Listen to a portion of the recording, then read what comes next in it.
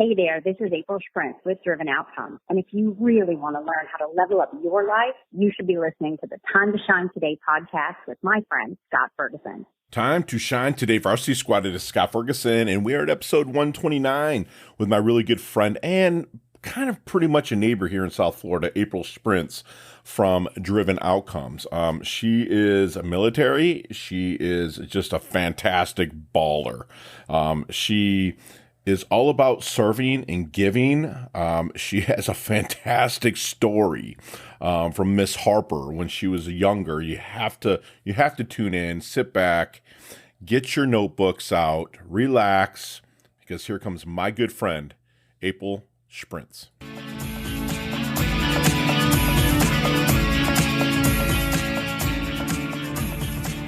Time to Shine Today podcast squad at Scott Ferguson.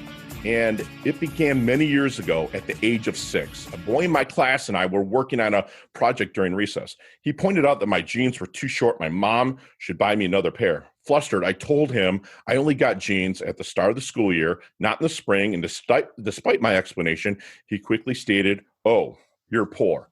That is from my good friend April Shprintz about me story on her website, Driven Outcomes. And I am super stoked to bring you April. She has the company Driven Outcomes. She started her career in the Air Force. So it's fellow military over here. What? Though the Air Force, I'm kidding. I'm Navy. So we're kind of both there. And then specialized in sales operations and marketing, supporting Fortune 500 clients. April generated over 1 billion. That's billion with a B, peeps.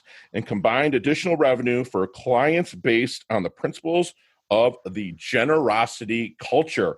And so, April, I use the word stoked a lot. I'm sorry. You're here to help us level up. So I want you to come on and introduce yourself to our Time to Shine Today squad. But first, what emoji do you use the most when you text?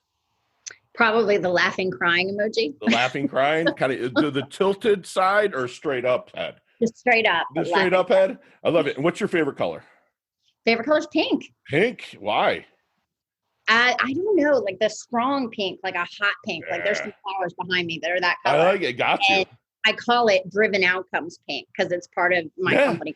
Yeah, you look at your website and everything. It kind of fits. Your branding is beautiful. It's fantastic. So, like folks, if you're watching on YouTube, you have a beautiful woman. She's very successful. It's hard to believe that she had to go through what she had. She was a child.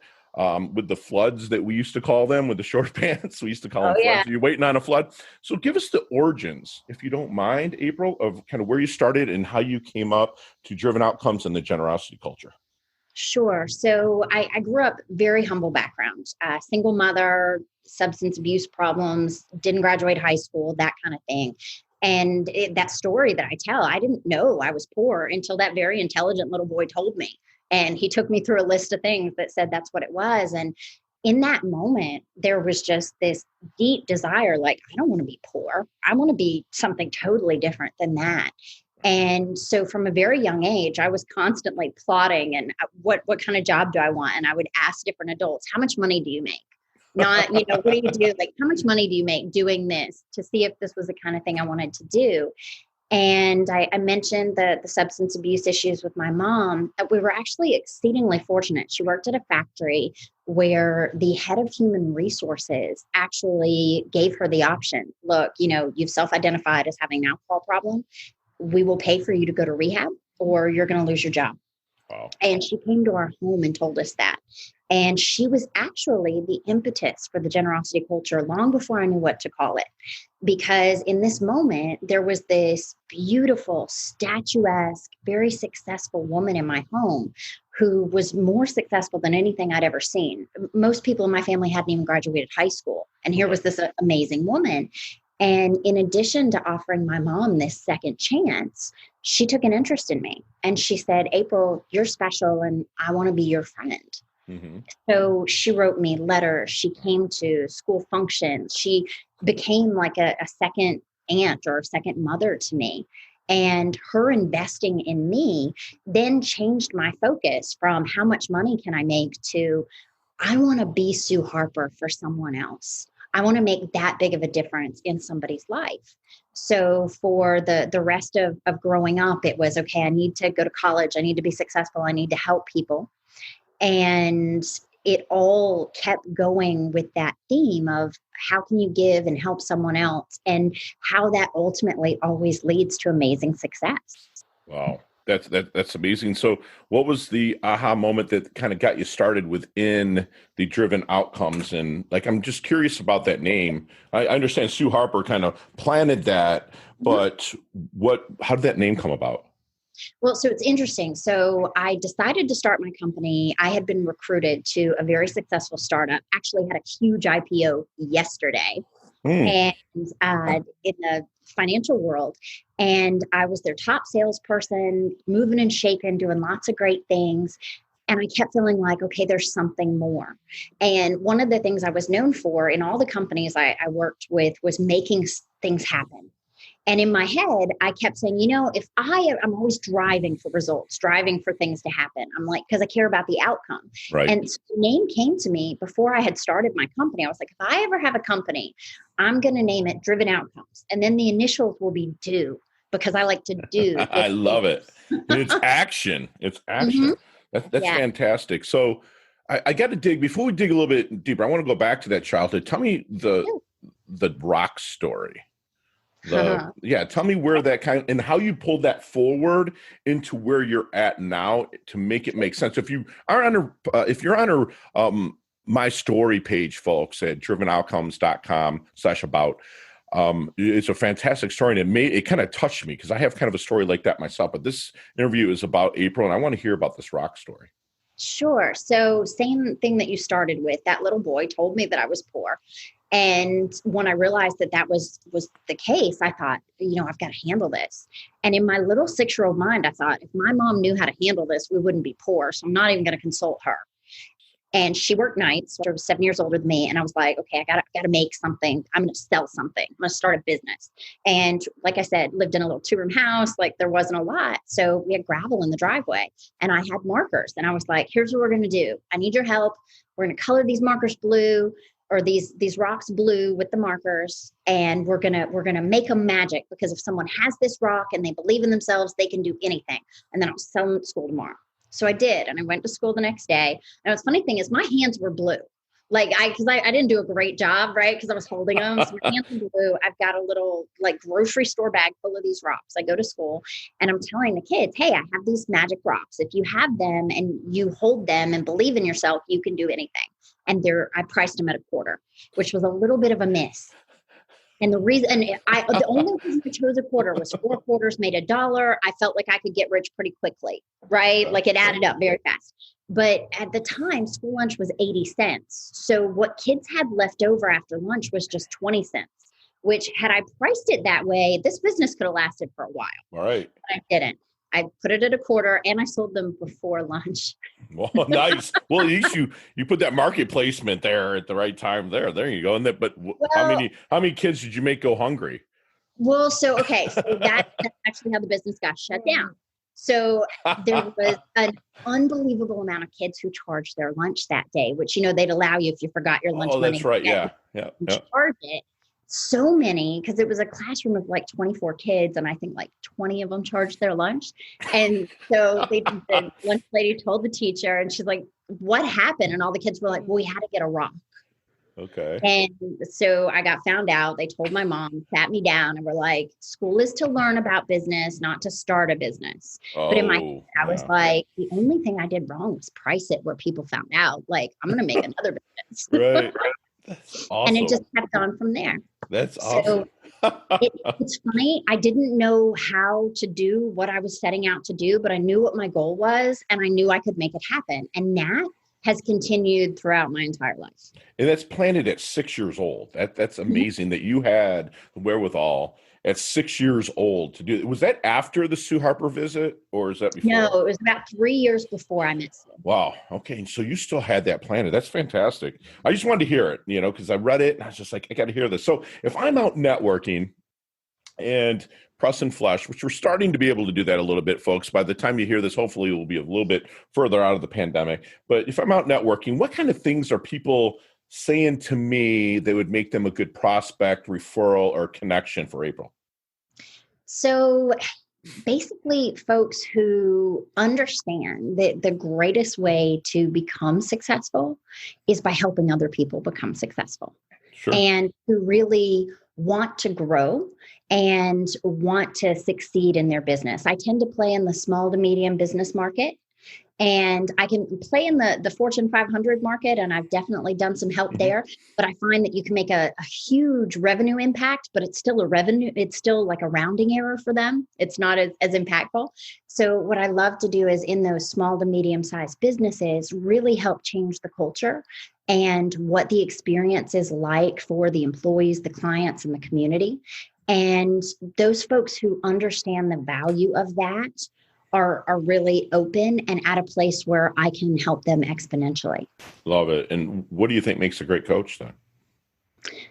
I think that depends on the person. It's a good fit for where that person is. And I think it's really important that anyone who's doing any kind of work with other folks can meet those folks where they are. And they can help them from the point that they're at, get to that next point. And also recognize when maybe you're not the best fit for someone, that someone else could help them better than you could. It's why I know lots of people in my industry, lots of consultants, lots of folks that work with companies. I call it cooperation. Sometimes I'm not the best person for you, but I know someone who is, and I'll be happy to hook you up with them. Right. God, I love that. So if you're not the right horse for the course, you can put them with the right person. That's what we do actually at Time to Shine today. That's why I wanted to have you on. So I have someone to send people to, and that will fit your business profile. So if you're bringing in a new prospect or kind of maybe even in discovery process, what is some of the secret sauce driven outcomes that you have to help them find their blind spots?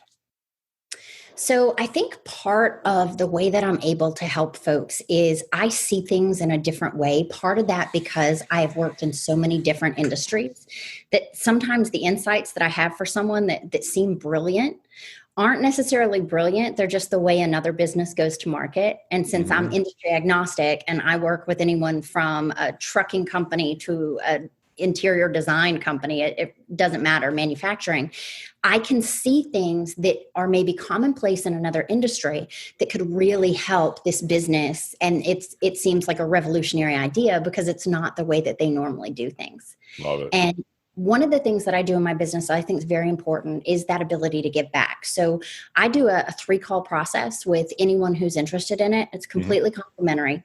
No sales pitch, none of that. Because what I find is a lot of times I can give people a roadmap on that 3-call process and they're good. They don't need to hire anyone. They have the insight they need and then they go on to be successful. And I think that's important because everybody's at a different place from a financial perspective. Okay. And maybe they're not at a place where they can invest, but I can still help them move forward.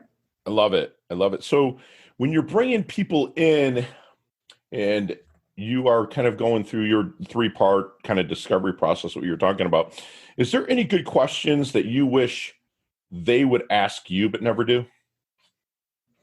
How can I improve my mindset? Because I would tell you 80% of the work that I do with everyone is about mindset for the business, for the individuals, for the leaders. And then the other 20% is business specific. Okay. And people usually think it's the inverse. But I would tell you that personally, there's nothing that has impacted my life and my business more than the work that I've done on mindset. Absolutely. And I would say the same for my clients. Beautiful. I love that answer. Fantastic. Usually people kind of stumble on that one, but you were like, boom, that's awesome. So let's get in I don't know your age and I don't want to know it, but do you know who Marty McFly is? Of course. Okay. So I'm 42. I have no shame in my game. Wow. Look at that. Okay, peeps. Awesome. So Marty McFly, let's get in the DeLorean with Marty. Let's go back to the 22-year-old. So two decades behind you right now. Right. What kind of knowledge nuggets are you dropping on her with the wisdom you have and experience you have now to help her level up and maybe shorten her learning curve just a little bit? Sure. Number one, April, honey, it is not a race. It is not a race. There is no finish line. And the only person that you want to be better than tomorrow is you today. Wow. And those are the two, because I was always so competitive and in such a hurry to do, I don't know what, but I was in a hurry. And I think that if I could tell anyone, and I actually think our younger generations now get it a little better than we did, Okay.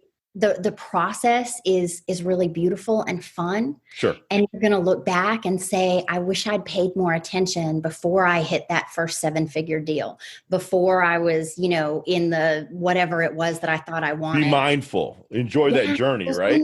Special. Yeah. Love that. I love it. So then we talk a lot about the dash here at Time to Shine Today. It's that little thing that's in between your life date and your expiration date. Okay. So how do you want your dash remembered? What kind of legacy statement or what kind of maybe epitaph do you want for April? Wow, man, that's a good one. I love that. So like here lies April, that kind of thing. Well, I think honestly, because of your life and your journey, you're living your legacy right now, but I'm just kind of wondering what you want people to like me. Everything better than she found it. Yes. I mean, you will. Love it. Right. Love it. Love it. Love it. Everything better than she found it. So what are 3 things that April cannot live without? And when I say things, I mean, it could be person, places, or things, a noun. So what are 3 things that April can't live without? 3 things April can't live without. Number 1, Cowboy the Shih Tzu. Okay. He's 11 years old. He is my ride or die. All right. Number 2, sunshine, because I am super motivated by sunshine. And number 3, a goal, because I'm always working towards something. You love that. And squad, with all full disclosure, like April's literally a neighbor. We've never met each other or anything. Like literally, I was just on with someone in Australia, an hour before April. And then when I get to interview people here in South Florida where we live in my version of paradise, and we get sunshine all the time. It's a little hot now, but it's better than snow. I'll tell you that, being from Detroit. So April, what's one thing you know for sure? One thing I know for sure, that all the success you want comes from helping other people be successful. Love that. It sounds like you give till it hurts. It sounds like you give in a good way. You didn't let me finish. It hurts in a good way. I love it. I love it. So April, what's your definition of a life well lived? Someone who was truly happy and who made an impact on others. Wow. Gotcha. So I'm curious though, you come from a place of lack growing up. So did I. Okay. Right. But like, when do you think it really hit this giving? Because the first thing you did at 6 years old, you were still living kind of in a place of lack monetarily. Sure. There might've been love in the house, but a place of lack monetarily. So what was the switch? Because you're talking a lot about go-giving, like Berg says, right. When did that switch start into being a go-giver because first thing you did was when to go out to make money. And right. At the time you did that for you. Period. Mm-hmm. When there's nothing wrong with making money for yourself. But when did that switch to really helping others and wanting that legacy that you left the place better because of how you gave came from? So some of that happened, like I said, at 9 years old with what Sue Harper did for me. Some of it was for all the things that my mom had as challenges. She always used to say, you will never go without because you gave to someone else. And I believed that. And I saw that work in my own life. And as a kid, when I wanted all this money, and people would say, well, how rich do you want to be, April? Because I would talk about it. And I would say, I want money until money doesn't matter. Until I can help anybody I want to help. An emergency becomes an inconvenience. That's what I want. And what I found was that happens way earlier in your financial road than you think. Sure. Right? Absolutely. So it made it easy for giving to be a focus from a very young age. That's beautiful. And I should have caught that with Sue Harper, the really planting that seed about how she stepped in and helped you when she didn't have to. She was just going there. Somebody could have went in there, scolded your mother, walked out, got in their car and drove away, but she took the time. So I get that now. We're still close. That's awesome. Sue is almost 90 and we are still close. And what is so interesting, I did an interview with her and I asked her, I said, wow, what made you do this amazing thing? And the thing that was so beautiful to me and so precious and tells me about how we impact others without even knowing was, she said, April, I offered that to everyone that I interacted with. You just took me up on it. That's beautiful. So for her, it was just a Tuesday. She wasn't doing a life-changing thing. Right. I love that. I love it. So as we wind things down a little bit, we have our little leveling up lightning round, and we got 5 or 6 questions. You and I could talk 15, 20 minutes in each one of these, but my producer's flashing 5 seconds. They all can be answered like that. So the first thing that comes to your head, your mind, let's answer. You ready? Got it. What's the best leveling up advice you've ever received? Spend the first 30 seconds of your day being grateful and focusing on all the things that are amazing. Love it. Love that. Share one of your personal habits that contributes to your success. If you didn't answer it already. Talked about spending that 30 seconds when you first wake up, focusing on what you're looking for. So not the book you're reading now, not the flavor of the month. Name that one book that if I was in the doldrums and you say, Scott, read this. This will help you level up. Oh, 100%. Go Giver by there Bob. You go, Bob. There you go. That's how we met, right? Beautiful. Beautiful. So physically, what age would you be if you could stay that way for the rest of your life? Oh, I would say 42 because I feel like it's amazing. Wait till you reach 50. I'll take 42. And I always say between 38 and 41. That's like that's my sweet spot. Okay, so your favorite charity and or organization you like to give your time and or money to? So there's a charity in South Florida called Handy that helps disadvantaged youth. It is my heart. Wow, that's beautiful. And last question. It's a little bit harder. What is the best decade of music? 60s, 70s, 80s, or 90s? Oh, gosh. I'm going to go with 90s because that's when I was radio DJ and I know all that music and really learned to appreciate it. No, that's a great decade. I've come up from the big hair, don't care 80s, but we rolled into the grunge 90s and the hip hops and stuff like that. So I can jam with both of those. All right. How can we find you, April? It's actually easy. I have a hard to say last name, but I am the only April Shprintz in the United States. So you can find me on LinkedIn and follow me. I post a lot of content there. My website is drivenoutcomes.com. There are a lot of free resources that can help people with business on the site. Awesome. And all those will be in the show notes, folks. And we had basically a free masterclass with my friend April, who really believes that the best way to success and become successful is through helping people. If you're a small to medium-sized business, even if you're a bigger business, she's a fantastic resource. But if you're small to medium-sized, she loves that. That's kind of her sweet spot. And when you meet, how can I want to say this? Make sure when you're working with a coach, you ask them how they can help you improve their mindset. And if you are a coach, she reminds you that if it's not your sweet spot of what you're working with somebody, refer that out. And I have a lot of coaches that listen to this show. So make sure you take that advice, because that's one thing that I was given at a young age to where I just really work with real estate agents and help them level up. So I don't try to do what I can't do. But April is kind of industry agnostic. She kind of crosses all the paths.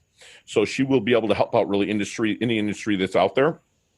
And you will never go broke serving others. That kind of stood out to me, April, which is, it's fantastic. And another thing that she reminded you of is that you want to make money. Money's not a bad thing. Make money until you don't have to worry about money so you can really help people. A lot of people think that's selfish, but it's not. It's kind of like the airplane when they tell you to put on that mask first before you give it to help somebody else. Make that money so you can help others level up and make that money. And the best of all, be a Sue Harper to everybody. Offer up your help to help them level up. They're not always going to accept it like my friend April did, but still offer it up. Be that go-giver. Give till it hurts in a good way. And April just gave us, again, a masterclass. She levels up her health, levels up her wealth. She's humble yet hungry. She's just fantastic. You're part of our squad now. You can't go anywhere. So thanks so much for coming on, April. Thanks so much for having me. Absolutely. Hey, thanks so much for listening to this episode of Time to Shine Today podcast. Proudly brought to you by Sutter & Nugent Real Estate Excellence, who can be reached at 561-249-7266 and online at www.sutterandnugent.com. If you are a business owner or professional who would like to be interviewed on Time to Shine Today, please visit timetoshinetoday.com/guest. If you like this episode, please subscribe on Apple Podcasts, Google Podcasts, Stitcher, Spotify, iHeartRadio, or wherever you get your podcasts. There's a link in the show notes to our website. Also there, you will see our recommended resources. We hope that you will support our show by supporting them. If you like what you've been listening to, it'd be great if you could just give us a 5-star rating and tell your friends how to subscribe while you're at it. I'm your host, Scott Ferguson, and until next time, let's level up. It's our time to shine.